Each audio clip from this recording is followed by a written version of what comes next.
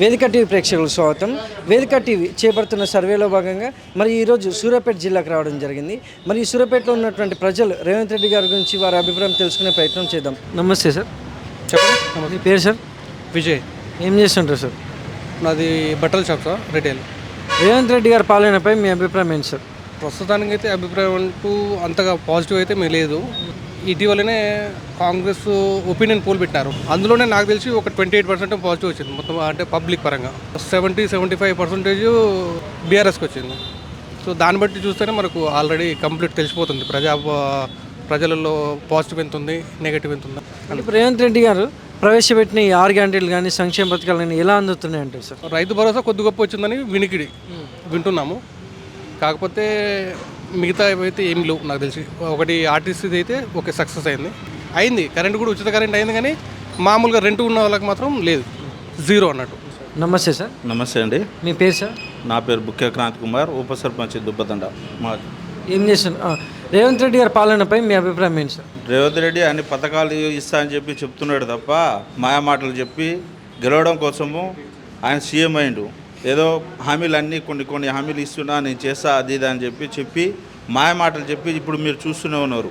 గత ప్రభుత్వంలో ఆటో వాళ్ళు ఎంత స్వచ్ఛతంగా బతికేటోళ్ళు, ఇక్కడ మా సూర్యాపేటలో ఏరియా హాస్పిటల్ చూస్తుంటే గతంలో కేసీఆర్ ప్రభుత్వం ఉన్నప్పుడు అందరూ లైన్ల ప్రకారము పోయి చాలా బీద వాళ్ళ పరిస్థితులు అందరూ ప్రైవేట్లో చూపించుకోవాలంటే ప్రైవేట్లో చూపించుకోలేని పరిస్థితి. అట్లా మా గిరిజన వాళ్ళు కూడా చాలామంది తండాల నుంచి తరలి వచ్చి లైన్ కట్టుకొని క్యూ పద్ధతిలో ఏరియా హాస్పిటల్లో ఉండడం, ఎందుకంటే చాలా మంచిగా వైద్యం చూడడం చాలా మంచిగా వైద్యం చేయడం వల్ల ఏమైందంటే జనాలకు కూడా తండాలకు కూడా తెలిసినాయి ఏరియా హాస్పిటల్లో మంచిగా నడుస్తుంది, ప్రైవేట్ దానికన్నా మన గవర్నమెంట్ దాంట్లో ప్రశాంతంగా ఉన్నది, వైద్యం మంచిగా చేస్తున్నారని చెప్పి తండాలకు కూడా తెలిసినాయి. ఆ గిరిజన తండాల్లో అందరూ వచ్చి లైన్ కట్టి మంచి ప్రశాంతంగా ఆరోగ్యంగా ఉండేటోళ్ళు. ఇప్పుడు ప్రభుత్వంలో తెలంగాణ ప్రభుత్వం పోయిన తర్వాత రేవంత్ రెడ్డి వచ్చిన తర్వాత నుంచి సంవత్సరం నుంచి ఏరియా హాస్పిటల్లో ఒక్క పురుగపూస ఒక మనుషులు లేనటువంటి పరిస్థితి, లైన్ కూడా కట్టలేని పరిస్థితిలో ఉన్నారు. గత ప్రభుత్వం ఎట్లుండే స్వచ్ఛందంగా ఎవరికి ఏం కావాలని అడిగేటోళ్ళం. ఇప్పుడు ఏంది, వాళ్ళు డైరెక్ట్ పోలీసు వాళ్ళు ముందర పంపిస్తున్నారు, పోలీసు వాళ్ళని పంపించి భయప్రాణాలకు చేస్తున్నారు. అడిగిన వాళ్ళకి మా గొడవలకి నువ్వే కూర్చో అది ఇది అని చెప్పి మాకు చెప్తున్నారు. మేము ప్రజాప్రతినిధులు ఉన్నాం, మాజీ ప్రజాప్రతినిధులు ఉన్నోళ్ళకే మాకే ఎట్లా చేస్తున్నారు, ఇంకా మామూలు మనుషులకి ఎట్లా చేస్తారని మీరు గ్రహించరు. నమస్తే సార్. సార్ చెప్పండి. మీ పేరు సార్? నా పేరు చెరుకు రమేష్. రేవంత్ రెడ్డి గారి పాలనపై మీ అభిప్రాయం ఏంటి సార్? ఆయన పరిపాలన ఎంతవరకు అమలు చేసిండో ఆయనకే తెలవాలి. 5 అన్నాడు, మా అట్లాంటి రెడ్డి పేదవాళ్ళకి ఇంతవరకు ఏది దక్కనీయకుండా చేస్తుండు.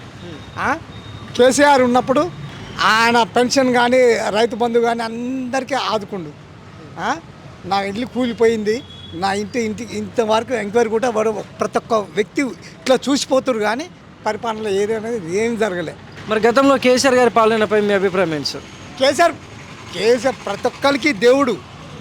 ఆయన అసలు ఒక రేషన్ కార్డులు ఇవన్నీ ఇవ్వలేదని అదొక అభిప్రాయం ఉంది, కానీ మహిళలకు పెన్షన్ నెలగానే జీతాలు వాళ్ళు బతకడానికి అట్లా చేసిండు.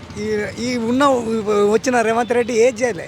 ఏదైనా సరే అక్కడ అప్పులు చేయటం వల్ల వీళ్ళు చేయలేకపోతున్నారు, కానీ అక్కడ కనుక క్లియర్ ఉంటే అనుకున్న టయానికి వాళ్ళు ఏది వేయాలో అది ఇస్తారు, చేస్తూ వాళ్ళు. మరి గతంలో కేసీఆర్ గారి పాలనపై మీ అభిప్రాయం ఏంటి సార్?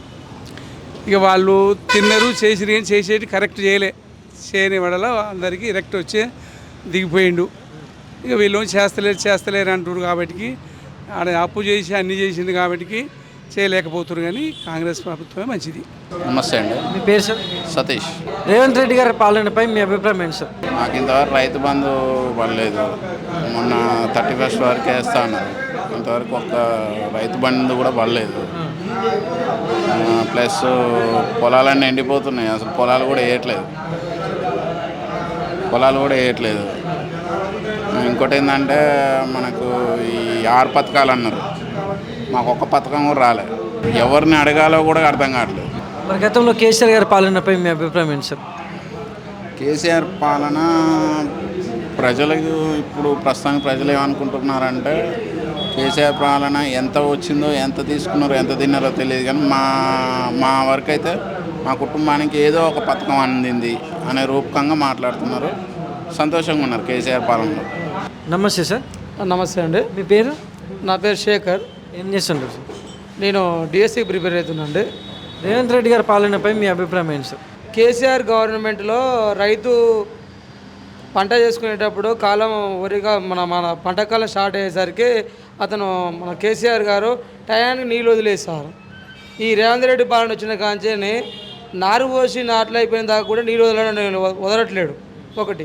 ఇంకోటి రైతు బంధు డబ్బులు కేసీఆర్ ఎప్పుడైతే వర్షాకాలం స్టార్ట్ కాకముందే డబ్బులు అకౌంట్లో పడేది, కానీ ఇంతవరకు ఒక్క రూపాయి వేయలేదు ఆయన.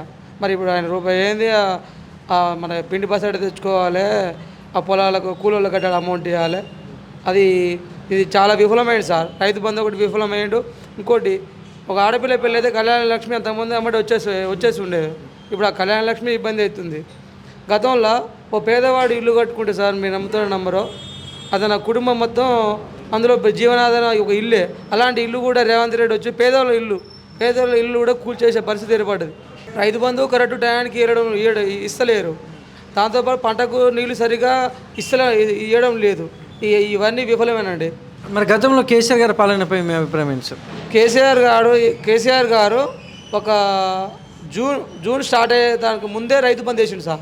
నీళ్ళు కూడా మనకు నారు పోసుకునే కాలానికి మంచిగా నీళ్ళు వదిలేడు. టైం టు టైం నీళ్ళు వదిలేది, రైతు బంధు మంచిగా పడేది.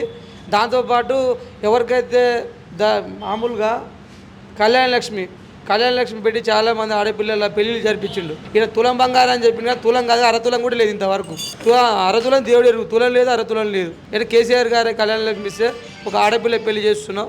ఇవాళ గత ప్రభుత్వమే బాగుందండి.